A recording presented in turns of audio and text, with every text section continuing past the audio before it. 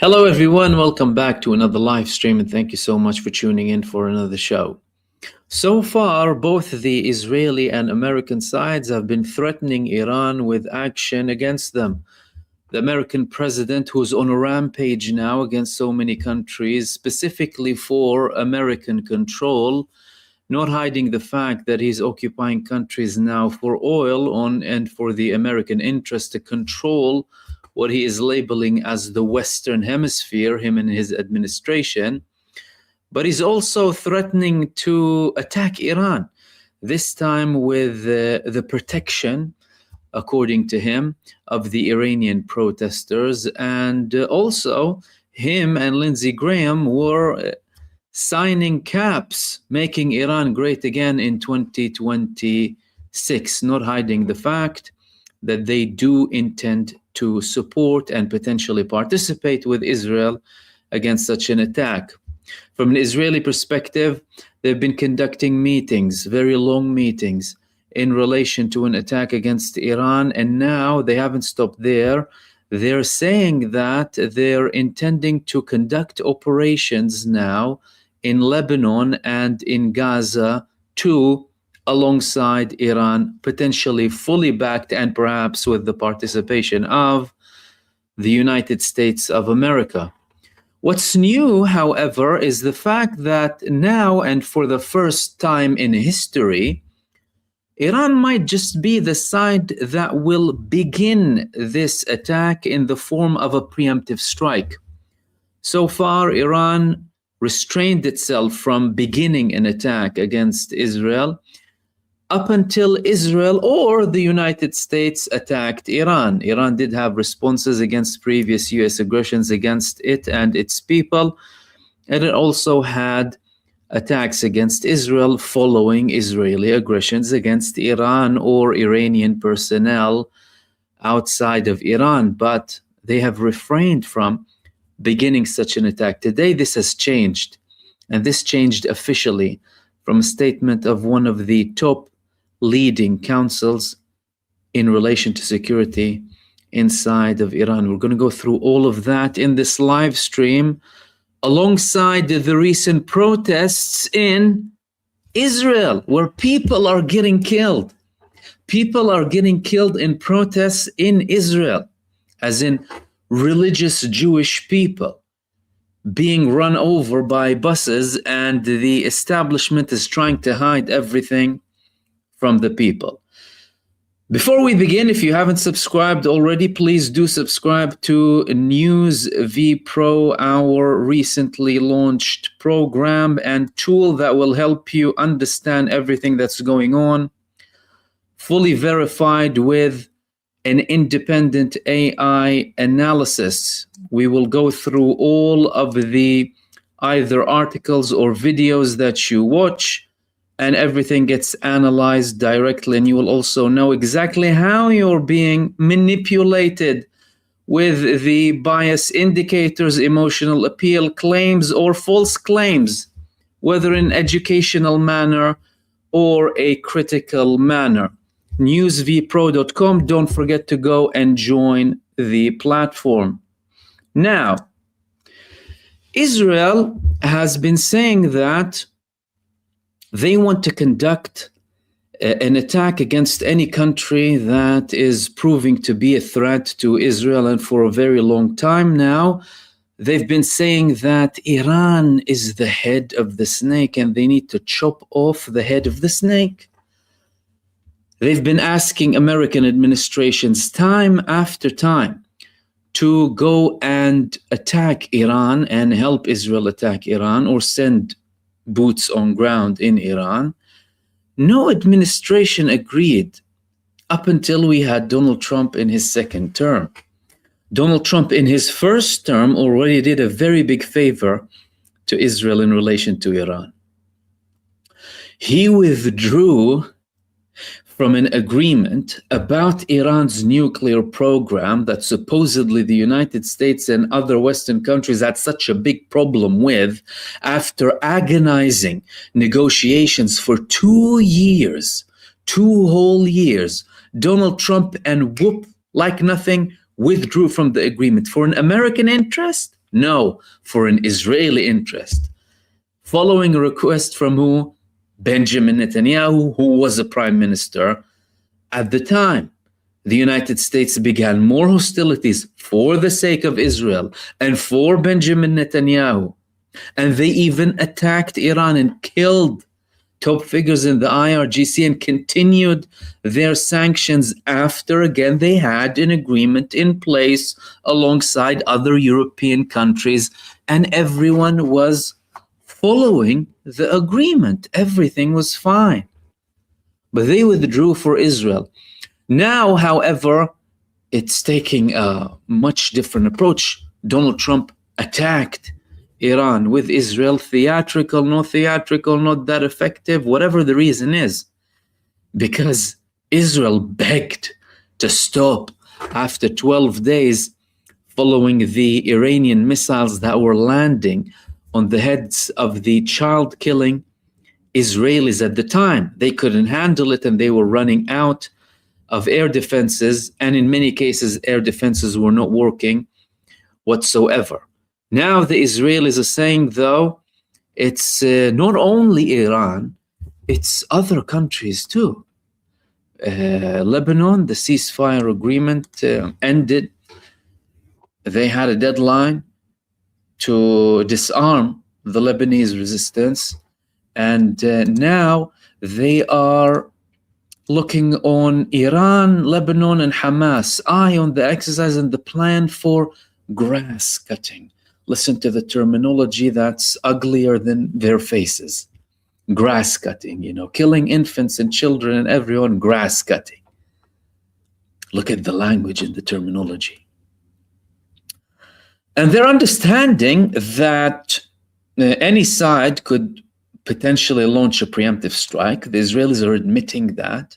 For the first time, they know that Iran is actually very serious about conducting a preemptive strike. But what kind of preemptive strike are we talking about here? And is it going to be a strike that will include other resistance fronts too, and not just Iran?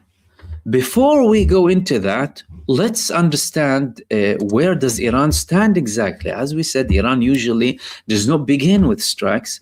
Iran waits, agree with them or not, of course.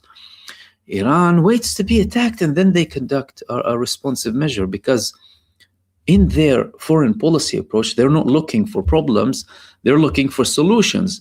But they know that there is a planted fake entity wreaking havoc in the region called Israel, that many establishments and so-called leaders are petrified of for some reason. Not Iran, though, and not the Iranian people.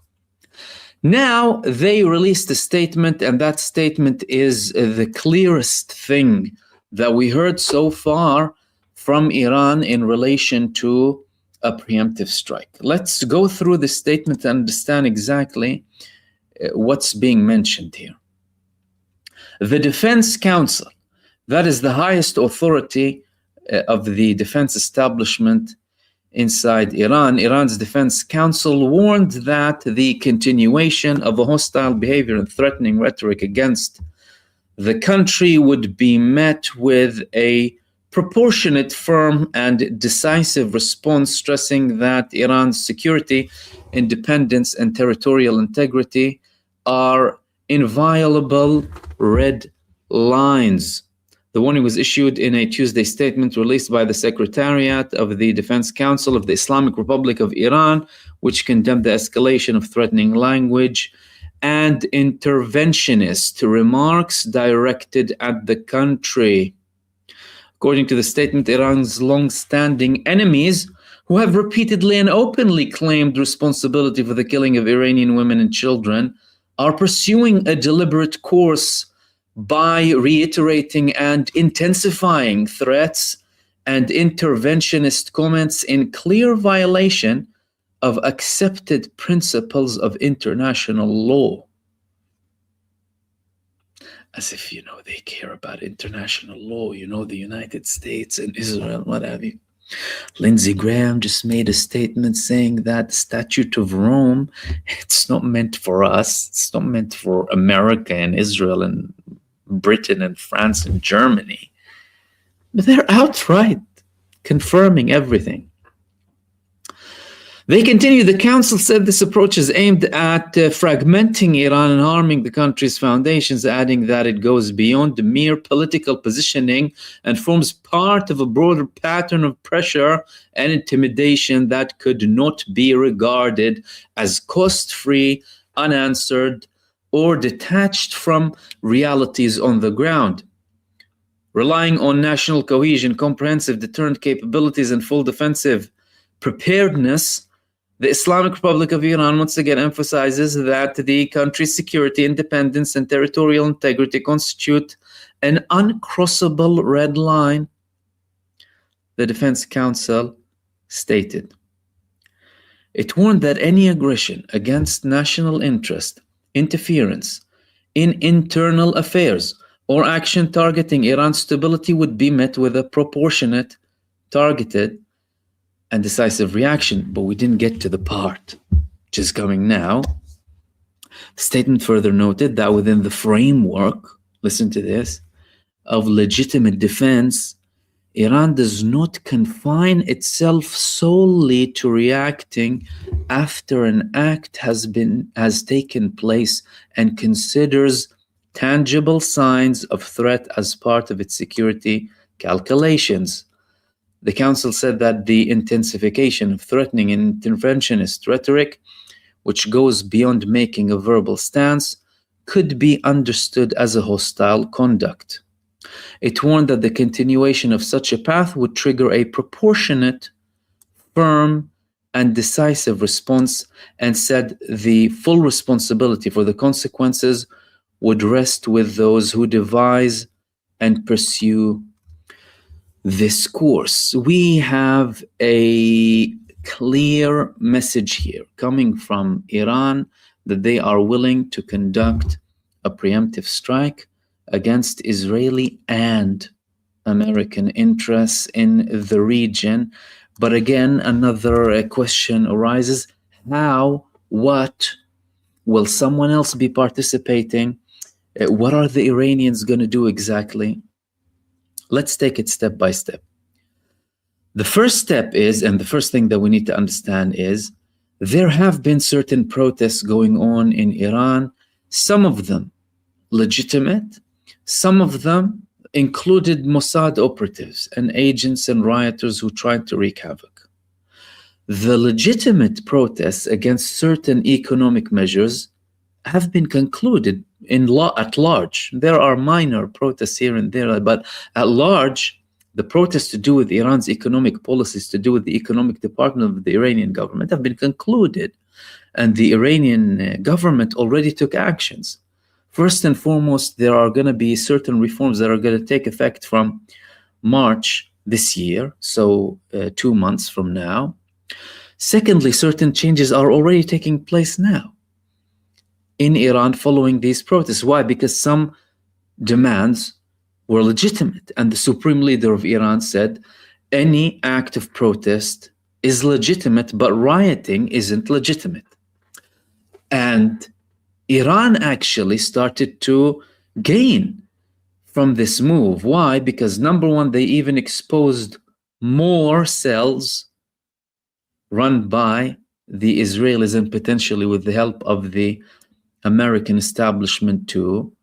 Secondly, they reiterated the fact that the Iranians are aware of such rioting, and also brought more Iranians to the side of their country even further by seeing how humanity's worst enemies, not just the Iranians' worst enemies, humanity's worst enemies. As in, when you're talking about the Trump administration, he's the biggest enemy of any average American. When you talk about the Israelis, they're the enemies of their own people who they use as cannon fodder and use them as these lab rats, sending them for death camps, literally. That's why so many of them are running away from the country and from service. Enemies of humanity.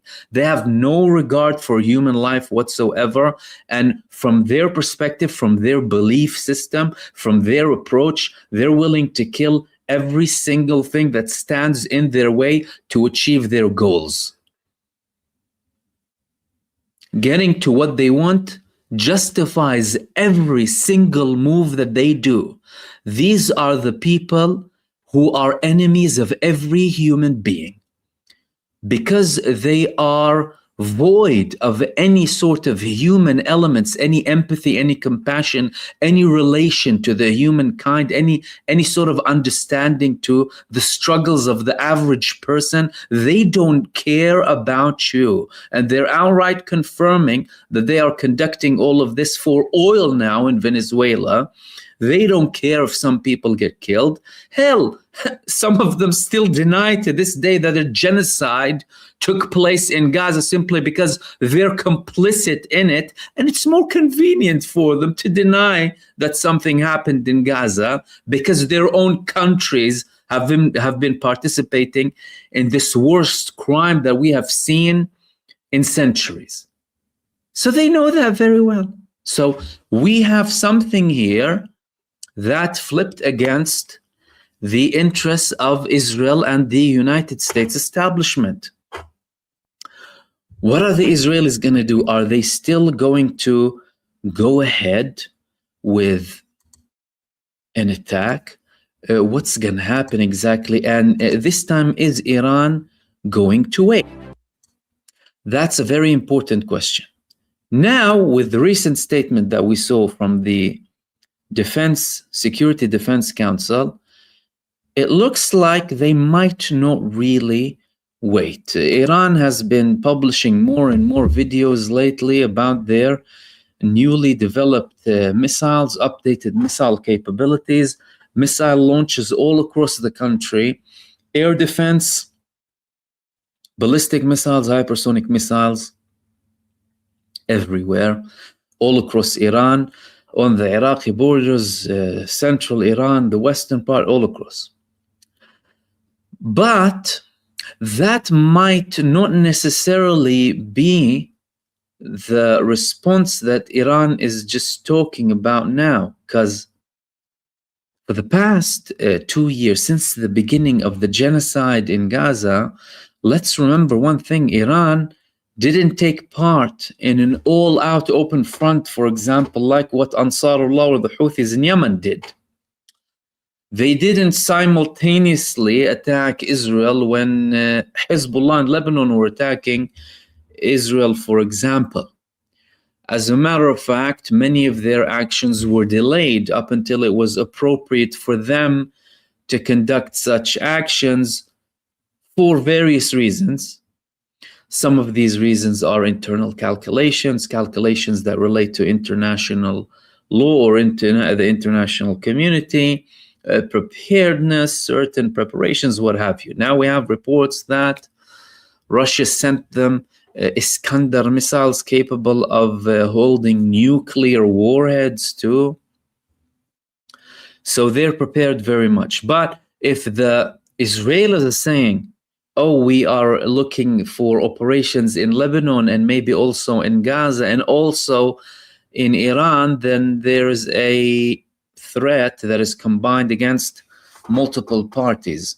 Let's not forget that in Lebanon, the Lebanese resistance refrained from reacting to Israeli breaches of the ceasefire for a whole year, showing everyone that they actually were the side that confirmed and adhered to the ceasefire agreement, and it was the Israelis who were constantly breaching the ceasefire agreement all the time, including killing Lebanese people.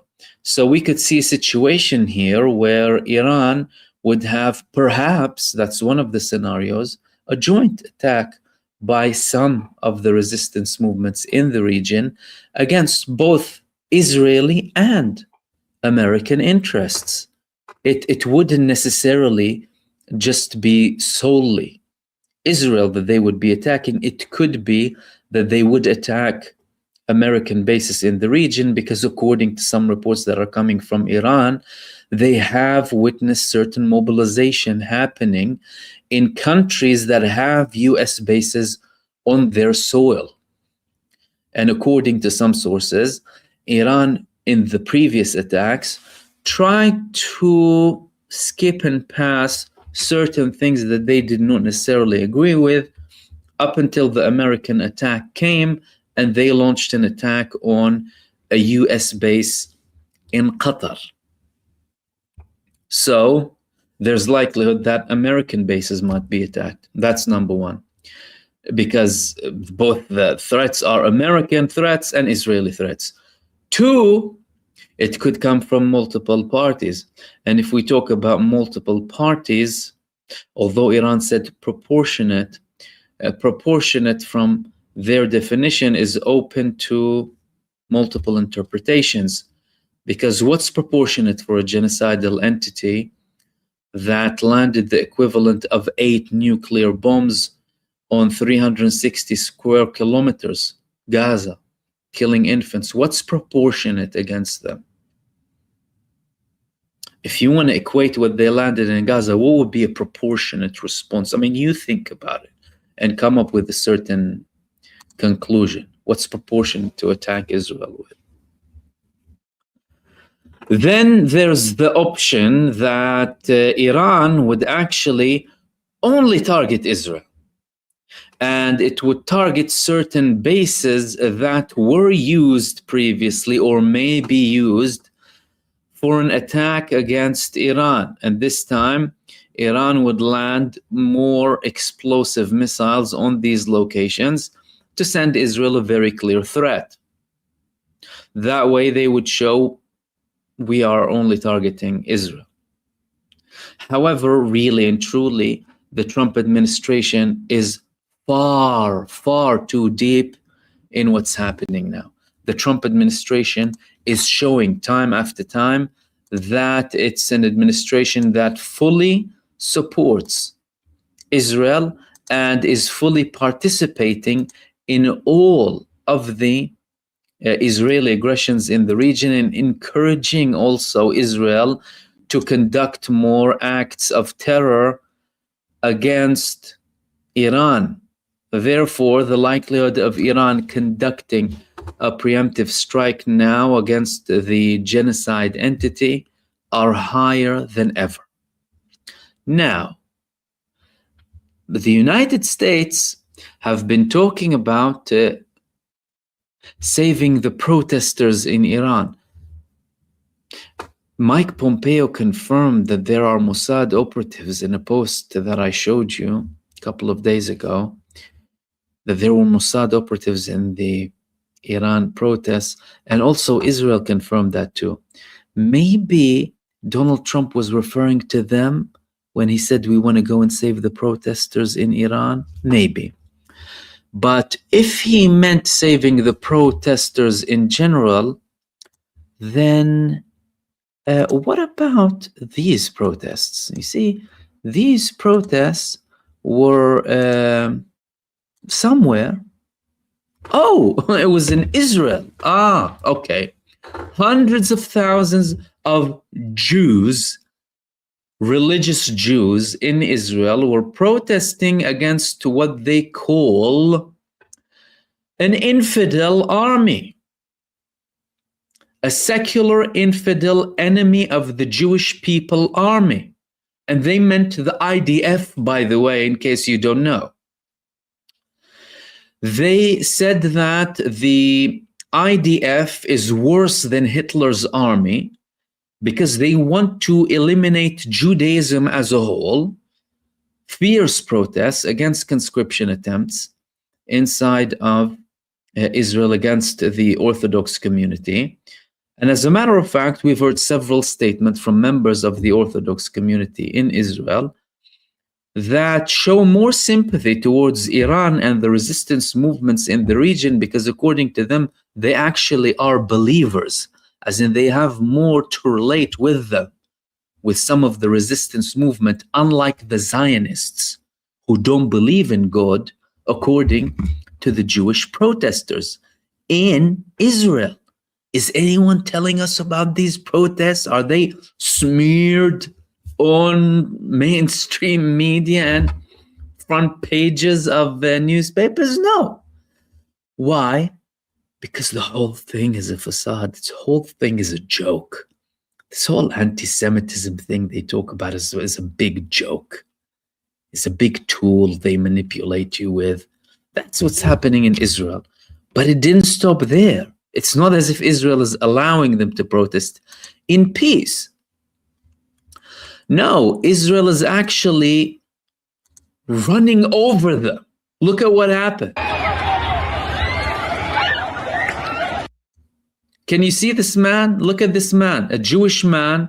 That's a bus driver during a protest.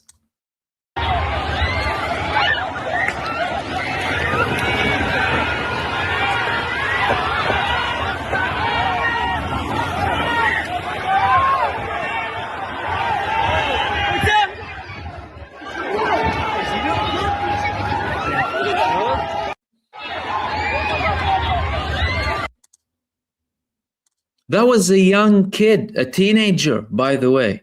A teenager in Israel was protesting against conscription. And what do the Zionists do? They run him over. And he was killed. He was killed. He died.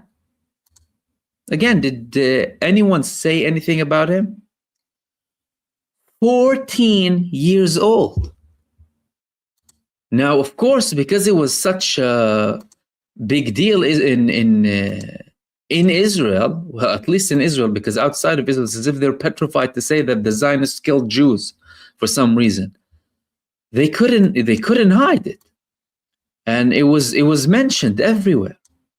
They're trying to spin it by saying this and that, but they're saying a 14-year-old Yosef was killed by a bus. They're trying to sugarcoat it, of course, but fact of the matter is, it's clear as daylight what's happening here. Zionists are running over Orthodox Jews in Israel and killing them. A 14-year-old Jewish boy. Why? Because they were protesting against the Zionist state, trying to force them to join a genocidal child-killing army, unapologetically. The so-called Jewish state. That's what they do. But again, I mean, it's very convenient not to mention anything about that, isn't it? It's very convenient to ignore the fact that there are protests in Israel all the time. It's very convenient. And again, what does Netanyahu do? Netanyahu goes and threatens Iran. Convenient. This is one of the statements that he made earlier on in relation to Iran. Let's have a listen. ואשר לאיראן, שמושכת בחוטי הטרור במזרח התיכון וגם מעבר למזרח התיכון, הנשיא טראמפ ואני הבענו עמדה נחרצת. לא ניתן לאיראן לשקם את תעשיית הטילים הבליסטיים שלה, ובוודאי שלא נאפשר לה לחדש את תוכנית הגרעין, שפגענו בה קשות במהלך מבצע עם כלביא. העמדה המשותפת שלנו לגבי איראן עומדת בעינה. אפס יכולת העשרה, הוצאת כל האורניום המועשר, אל מחוץ לאיראן, ופיקוח קפדני ורציף על מתקני הגרעין. עכשיו, כשאנחנו דנו באיראן, ההתקוממות העממית, לא רק בטהרן, כבר במקומות אחרים, היא רק התחילה. ובינתיים היא התרחבה מאוד. אנחנו בישראל מזדהים עם המאבק של העם האיראני ועם השאיפה שלו לחירות וצדק. ייתכן מאוד שאנחנו עומדים ברגע מכריע, רגע שבו העם האיראני ייקח את גורלו בידו. בכל מקרה, עוד לפני ביקורי בארצות הברית ובמהלך ביקורי, אני הבהרתי ביחס לתרגילים צבאיים שאיראן קיימה לפני ימים אחדים, לפני הביקור, שאם נותקף, ההשלכות על איראן תהיינה חמורות מאוד. Okay, that's what he has to say. The protests are in Israel. The people getting killed are in Israel. He knows that his Mossad rats in Iran are being exposed, he's being paranoid, but he's confirming several things. He's confirming that he is in total harmony with the American President Donald Trump that relates to Iran, and they don't want Iran to enrich uranium. Nuclear-capable countries, including some countries who used it against innocent civilians like America. And Israel that constantly uses illegal weapons against innocent civilians.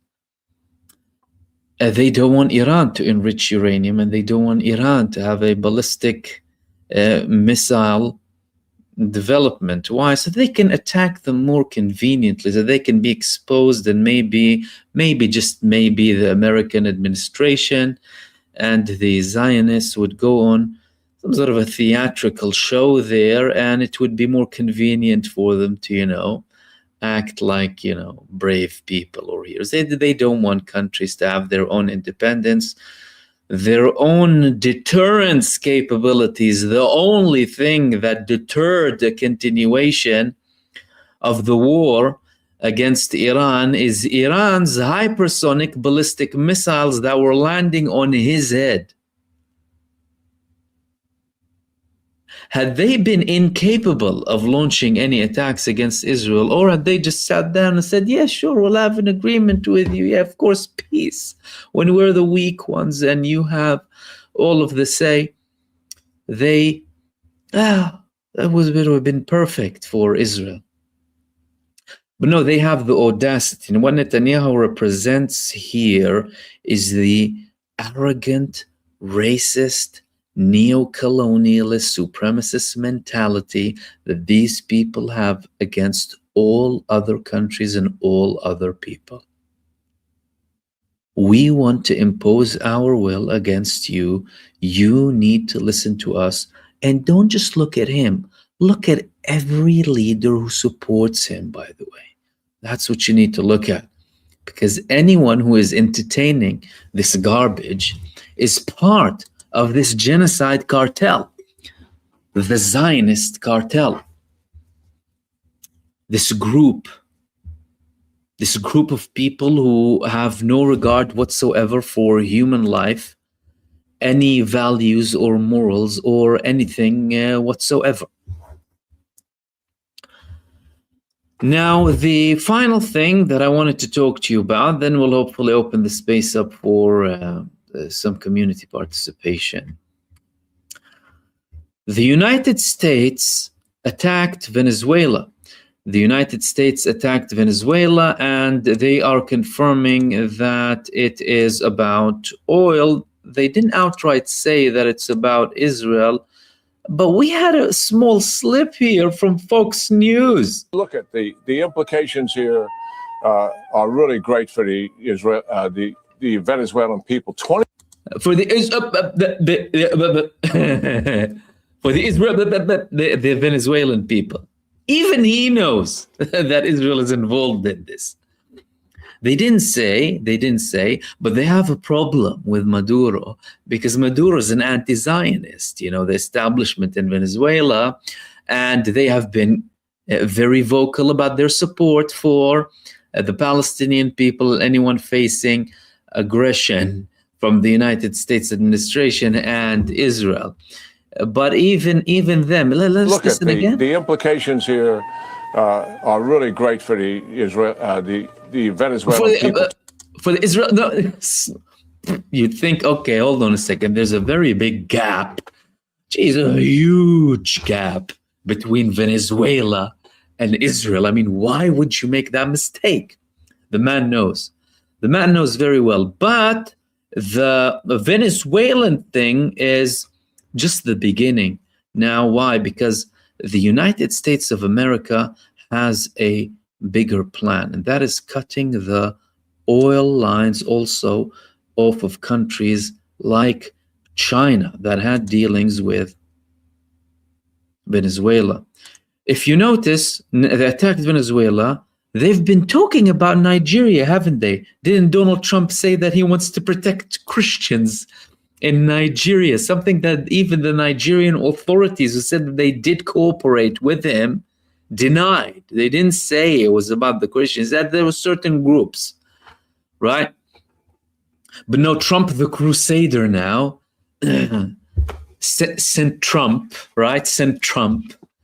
Wants to go and save Christians in Nigeria, but he doesn't want to save them in the birthplace of Jesus Christ, peace be upon him. There, his Zionist friends can go and slaughter every single Christian, every ancient Christian church on earth. No one will be talking to the Zionists when they do that. But in Nigeria, he wants to protect Christians. And then Bab el-Mandeb, hey, Israel is active here, right? They just recognize Somaliland, a country that no one recognizes. And Bab el-Mandeb, of course, the Americans were expelled from Bab el-Mandeb and the Gulf of Aden in a humiliating way by Ansarullah. I'm not sure exactly what they're going to do there, because 4 of their aircraft carriers were expelled by a group of people, as in not with the technological advancement that reaches, Mars or anything, but very limited capability. They targeted and hit U.S. aircraft carriers, the main bullying tool of the American empire, and they hit them hard to a level where Trump had to come up and had an agreement with them.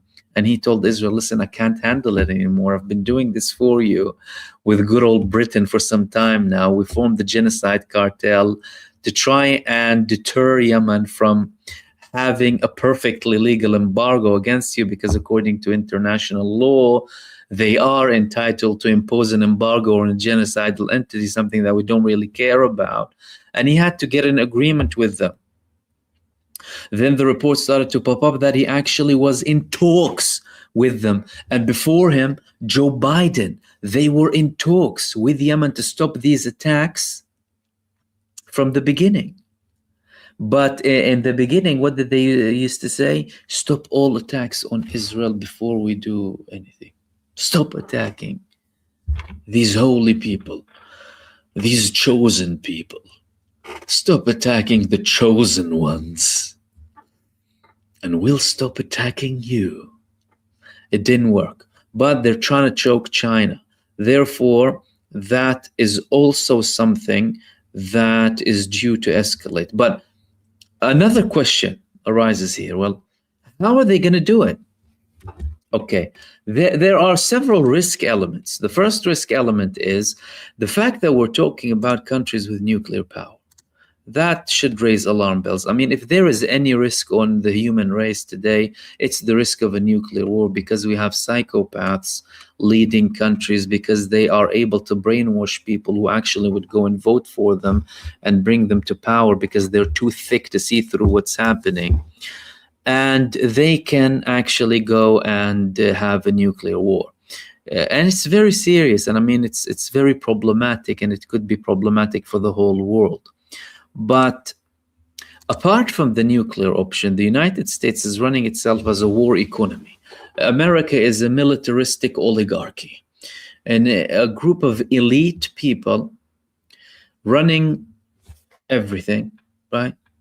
Finance, military, media, politicians, and they care about themselves and their enterprise. They are completely lacking any sort of connection to humanity as a whole, let alone like American people. They don't care about anyone, as in not Americans, no Europeans, no one. There is, of course, this racist rhetoric and xenophobic rhetoric that's to do with division, to make ruling slightly perhaps easier for them, by brainwashing a couple of hot-headed people. but they don't care about anyone really and truly apart from for themselves. So there's something here that the United States could do because they are interested in conflict. So the argument here would go as follows. They are interested in conflict, knowing that more conflict might come out of it, to get several things. Number one, financial benefits, controlling trade routes, maintaining the hegemony and the unipolarity, and also in case they face resistance, in case there is an escalation, in case there's a confrontation, continuing the supply and the profiting for the military-industrial complex. So the bankers are benefiting, those in control are benefiting, the military-industrial complex is benefiting, and the elite is benefiting. However, that is a very dangerous game. And it's dangerous because not everyone is willing to submit to these monsters in human form, trying to dictate everything as a world, and who view people as pawns, as like just material. Because they're soulless, they view everything, every human being as a soulless thing, right? Something that can be killed, genocided, eliminated, wiped off the map for the sake of their interest. This is how they view the world. And the problem that lies here is that this time we have a president, the peace president, by the way, the peace president who fooled many people by saying, I'm here to bring peace. The first day, the first 24 hours, Ukraine and Russia will be done. Palestine, Israel, I'm going to get it sorted. It shouldn't have happened anyway. We're going to end all conflicts in the world, and I want a Nobel Peace Prize. Only for us to see what?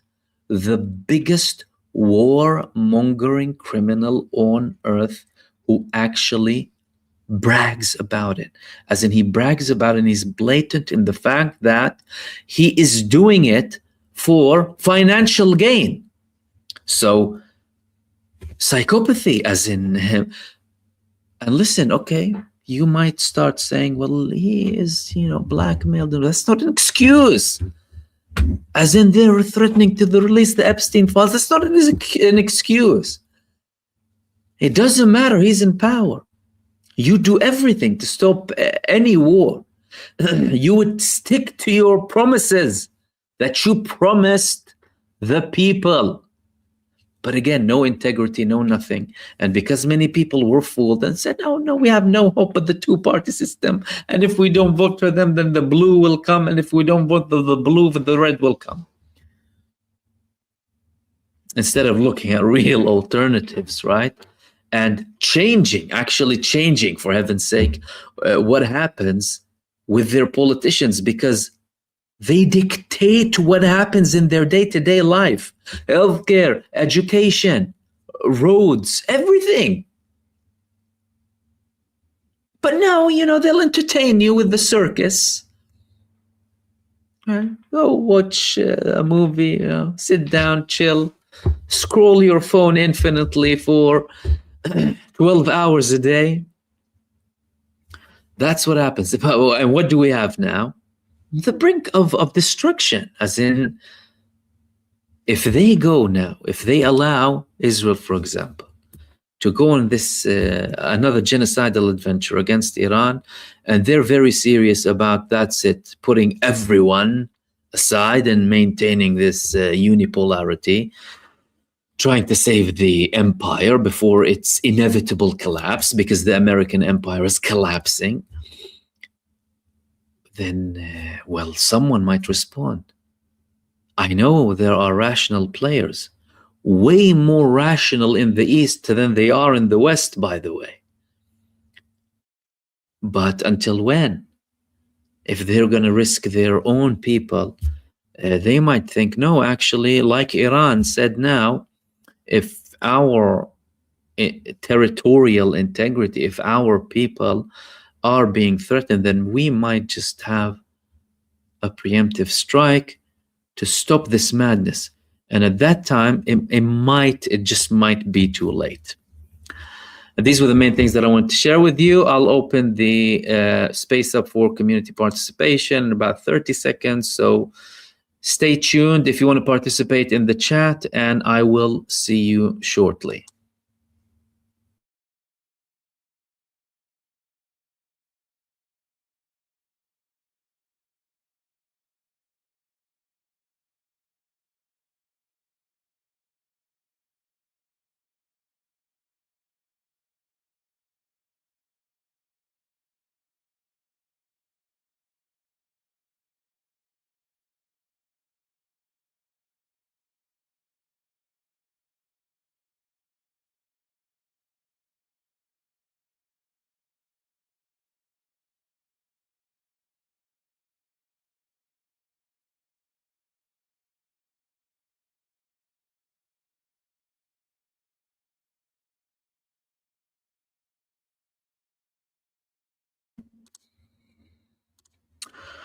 Thanks for staying in, guys. We'll open the space up for some community participation, and we'll take some questions for the community, from the community as well. And welcome everyone to another live stream. If you have any questions, if you wouldn't mind highlighting them so that we can reach as many comments as possible.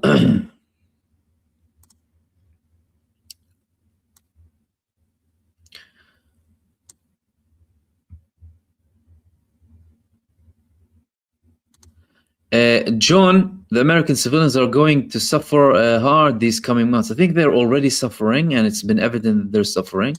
You're talking about an administration that is totally detached from people's realities. What Trump is he attached to any of the American people? He doesn't care about anyone. He's totally out of it. And these are, I'll keep this in the background to remind people what Iran is preparing.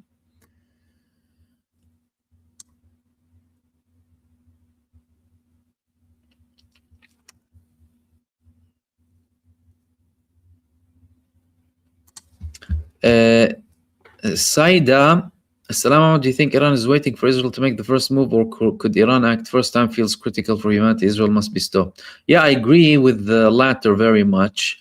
And I think this time more than ever, Iran might just actually be the side that would initiate a strike. It's actually very real, unless that is the Israelis and the American administration will understand that they are very, very serious and actually stop their aggression and their provocation and their hostility towards them, which is not seeming to be the case because, well, that's not what Netanyahu is saying. That's not what Trump is saying, by the way. And mind you, you're not being told what the Iranian side says. You're only seeing one side of the story through the propaganda corporate mainstream media. The Iranians have been trying to negotiate with them despite so many backstabbing from the American government towards Iran, firstly unilaterally withdrawing from the agreement, despite the fact that there was not even one breach from Iran, by the way. One breach, and Iran even adhered to the agreement afterwards in an attempt to show openness that we're still adhering to the agreement, you can come back. No, the United States goes on hostility, strikes this guy, strikes that guy, and they entertain the Israeli threats, and they go and attack them later on. So it's not like someone is getting some sense here. It's not the case. Therefore, the likelihood of Iran actually doing something this time is higher than normal. And they have indeed been preparing very much. There are many things that happened in the past several weeks, whether it's to do with the preparation, more weapons coming in, tests, drills, all of that coming from Iran. And the Israeli and American administrations, they are continuing the hostility.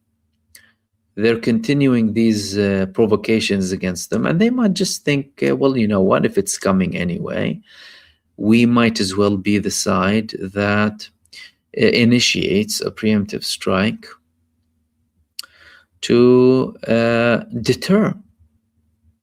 Clearly, they haven't learned the lesson. We need to hit them harder.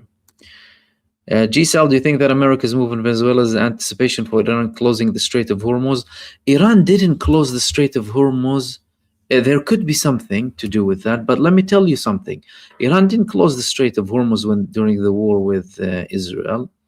Iran, the only thing that they have done is that they seized a British ship at the time that was trying to, sneakily get some intel for Israel and the United States. Like the spy missions over Gaza, 200 spy missions during a genocide to help the perpetrators of the genocide.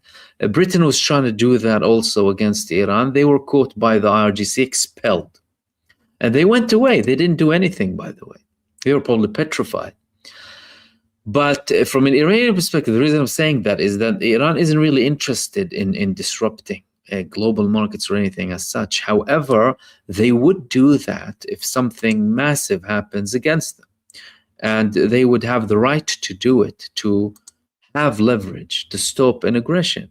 Let's not forget that Saudi Arabia, during King Faisal's days, used its oil as leverage to stop the US support for Israel during the 1973 war. That's something that happened. So Iran could do that, but the American side, well, firstly, they're not hiding the fact that it's for oil. Then it's also related to applying more pressure on China and Russia too. Then this could be a preparation to something big that's going to happen between Iran and Israel that the United States would be playing a key role in. That could be the case. And in all of these scenarios, by the way, it's going to be quite dangerous. I mean, it's not going to be anything easy.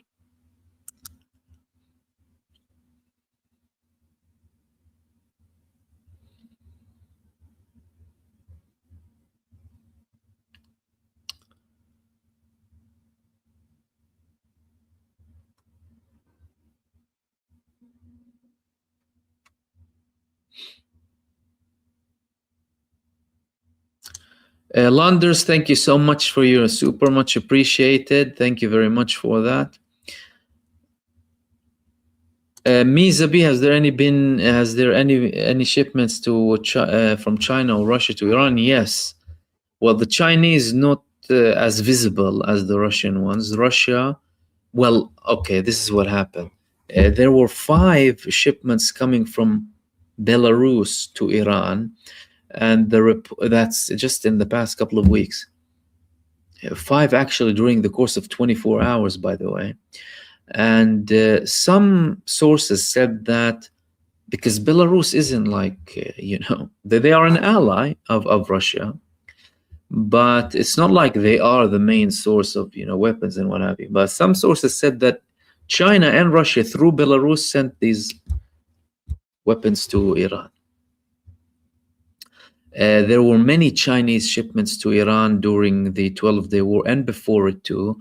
There were lots of movements that included Belarus and Russia before Iran attacked Israel. Before October the 1st, 2024. Some of them several months before. So they're interested in having a strong Iran, and they're interested in deterring any potential aggression that would come from the United States of America without directly participating. You see, they're seeing the United States participating in all of these wars, and they're looking at them and saying, well, we would rather get our political aims without conflicts. And because also the establishment in China, for example, or Russia, they don't build their economy on war.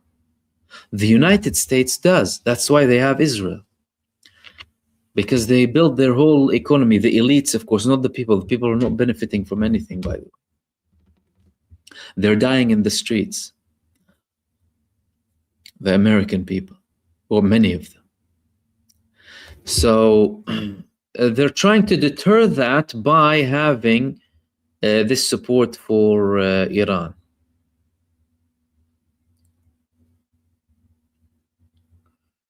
Alan, Mahmoud, what proportion of response could possibly deter further problems with the US or is not real? I think an attack against Israel would potentially have a level of deterrence because Israel is the main, it's like the rabid dog, right?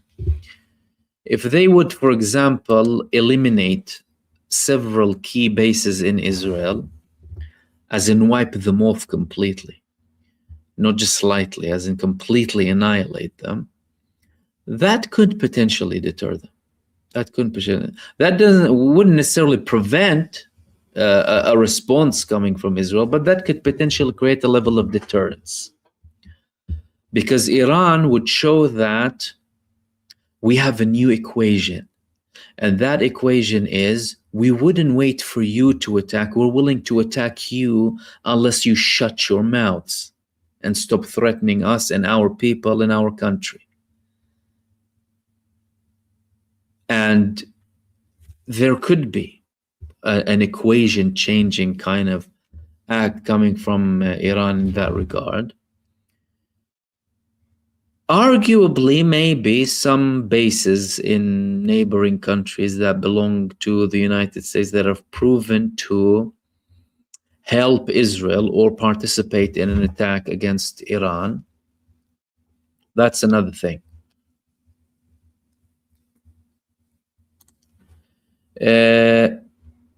Do you think that the Gulf states would respond against Iran if more bases are attacked with them, assuming the US would come to their rescue? The United States wouldn't come to the rescue of any Arab country unless they're planning to steal something or what have you.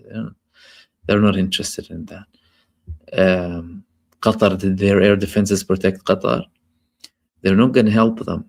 And Iran actually doesn't want hostilities with any of the Arab countries. As a matter of fact, they've been growing their ties with Saudi Arabia. The Saudi defense minister visited Iran, and they had an agreement from 2023 too. And Saudi Arabia is the main power in the Gulf, and now it's also facing problems with the UAE in coordination with Israel. Reports that Israel is basing a base in the UAE on the western borders near Saudi Arabia, because let's not forget Saudi Arabia was also promised to them 3,253 years ago and 1 day and 3 hours and 56 seconds.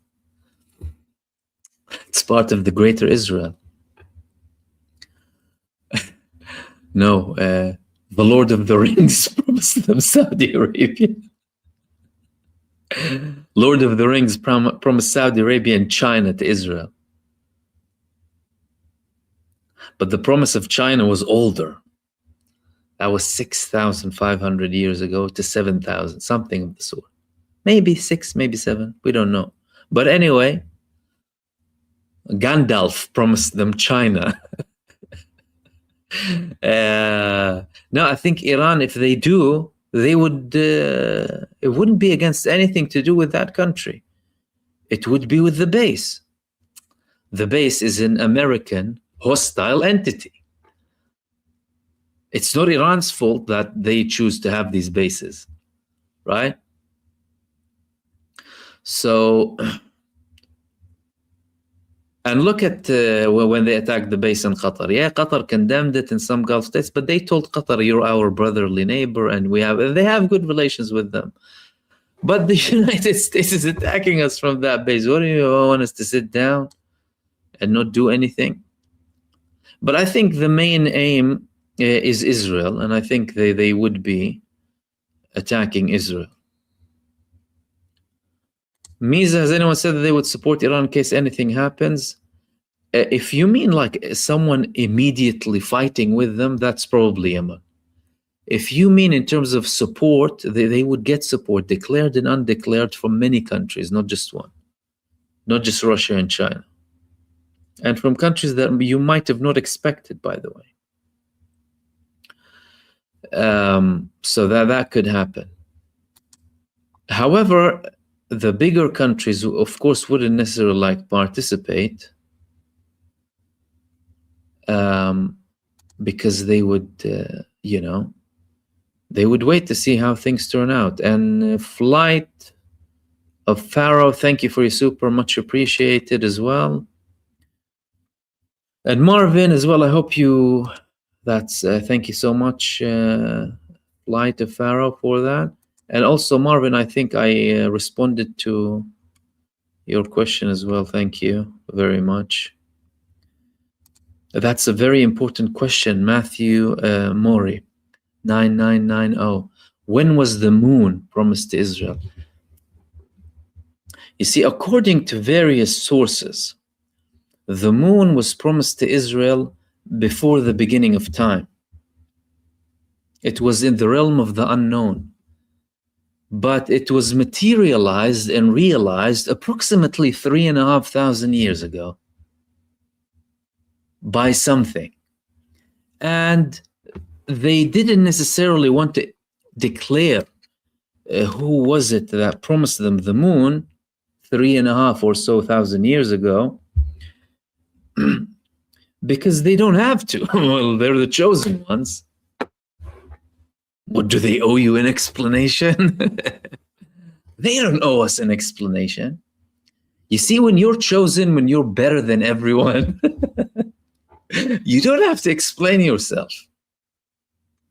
You're chosen. That's it. I hope that clarifies, Matthew. And I believe that that is one very, very important question.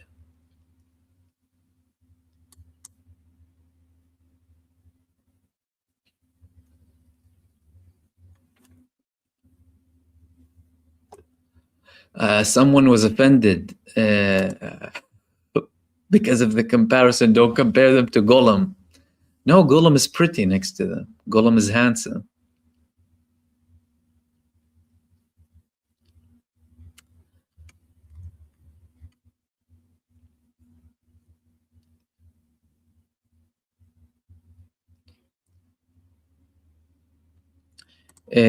Turkey and Israel, and also I had another question that Wavy McFly, do you think it's possible at all that Turkey and Israel could go to physical war and not just wars? It seems to be getting heated. So I think that is always an option. Although it may not look likely, but all of the indications that have happened in the past couple of years are going towards that direction. A senior official from the Netanyahu government said a couple of days ago that Turkey is an enemy state. The Israeli government views Turkey in a much more hostile way than they did before. And they have tensions in multiple arenas, not just in Syria, but also in Lebanon, also in Somaliland, also in Africa. Also, they have problems with them all across. And now Turkey is potentially going to participate in an agreement between them, Pakistan, and Saudi Arabia. When Pakistan had a war, a skirmish / short war with India, Turkey was helping Pakistan with the Turkish weapons. Israel was helping India with Israeli weapons. And there was Pakistani superiority there with the help of the Turkish weapons. So they're fighting on multiple arenas, whether it's to do with influence, whether it's to do with roots, whether it's to do with arms, and sometimes on the ground too. So it's likely to happen, but that's not something that's necessarily imminent. However, Turkey is only preparing for that. It's Israel that's less prepared, by the way.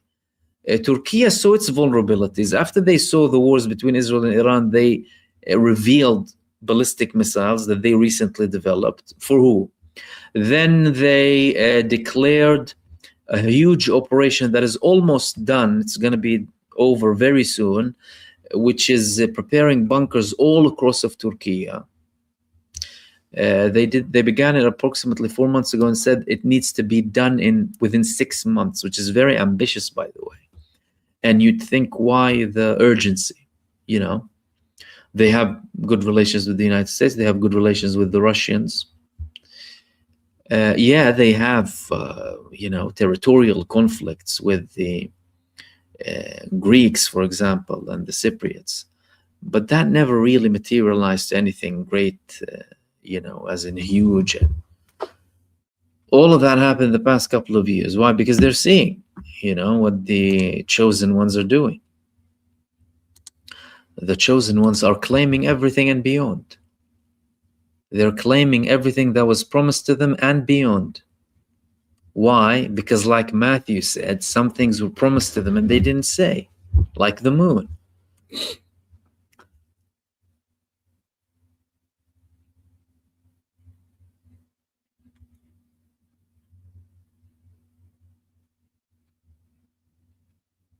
Khalid, your thoughts Somaliland would be a place Israelis would be welcome. It could be a speculative investment. Well, the leaders are fine with it. The Israeli foreign minister met with him. But the Somalilanders, it's part of Somalia, many of them have been protesting against this agreement. So there are Israelis already there, by the way. It's not that there aren't, but it's not like, they're building settlements there. They're building bases, interests in that region.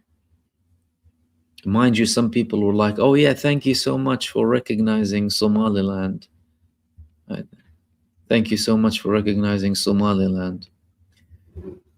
But I don't think it's going to go beyond anything to do with Israel's strategic interests. They've had a peace treaty with Egypt and Jordan. Do you see like Israel is going to live in Jordan or Egypt, for example? No, because the people who made these treaties are the authorities, not the people. And the authorities don't represent the people in many cases, as we can see, of course.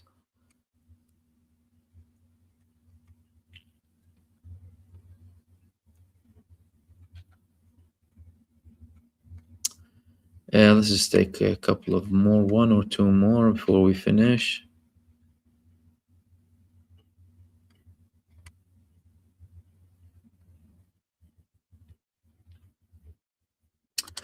Islam for All said, could this be their third and final destruction as mentioned in the Quran? Some scholars say it's already happened, some say possibly. Yes, it would depend on the interpretation. I mean, the Quranic verse is very clear about a third destruction. And many interpret it as a destruction that hasn't happened yet. If you look at it from a historical perspective to contextualize, the previous 2 destructions happened round about the 80th year of their control, and we're headed towards their 80th year of control too. There are a lot of indications, of course, that there would be a third destruction, and that third destruction would be closer than ever. However, what I would add as well is that it's important that people don't necessarily rely, for example, on certain beliefs to delay either action or certain moves that need to be taken and wait for things to happen, if that makes sense. However, the third destruction is inevitable. As a matter of fact, by the way, if you go to many of the Israeli leaders, people in the Israeli establishment, they've been saying about this curse, the curse of the 8th decade. And they're seeing what they're doing. And the thing is, it's very funny actually. They are committing these things that go against their strategic interests, And they're continuing with it. They reach like this level of arrogance and blindness where they don't even care. As a matter of fact, they're having fun. If you see them and what they've done in the past few years, they're having fun. You know, look at how we shoot at people and children and what have you. So it's definitely coming. It's only a matter of time. And we'll wrap it up here, guys. Thank you so much for participating in the chat, everyone who sent comments and questions. And thanks for everyone who sent supers too. Marvin, Landers, and Flight, and Pedro MahmoodOD, welcome to membership. Thank you so much for that too. In the meantime, everyone, I'll hopefully be with you with more videos and live streams in the next coming days. Stay blessed, take care, and I will see you soon in the next video. Peace, everyone. Salam.